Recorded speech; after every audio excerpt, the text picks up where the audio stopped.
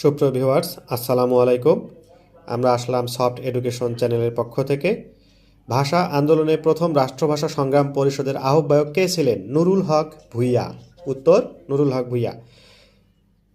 অজন্তার গুহাচিত্র যুগের নিদর্শন কোনটি? গুপ্ত। এটা কোন যুগের নিদর্শন? এটা গুপ্ত যুগের নিদর্শন। পানিপথের তৃতীয় যুদ্ধ কত খ্রিস্টাব্দে গঠিত হয়? 1761 খ্রিস্টাব্দে। 1761 খ্রিস্টাব্দে। পাকিস্তানের ইসলামী প্রজাতন্ত্রের প্রথম প্রেসিডেন্ট কে ছিলেন? প্রথম প্রেসিডেন্ট কে ছিলেন? জেনারেল ইস্কান্দার মির্জা। জেনারেল ইস্কান্দার মির্জা। এলাহাবাদ চুক্তির মাধ্যমে ইস্ট ইন্ডিয়া কোম্পানি কোন প্রদেশের দেওয়ানি লাভ করে? কোন প্রদেশের দেওয়ানি লাভ করে? এটা হচ্ছে বাংলা, বিহার, উড়িষ্যার। বাংলা, বিহার, উড়িষ্যার। পাল রাজবংশ কত বছর রাজত্ব করে? পাল রাজবংশ 400 বছর রাজত্ব করে। কত বছর? 400 বছর।